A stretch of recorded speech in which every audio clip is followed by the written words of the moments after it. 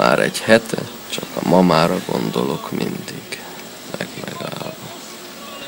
Nyikorgó kosárral ölében ment a padlásra, ment serényen.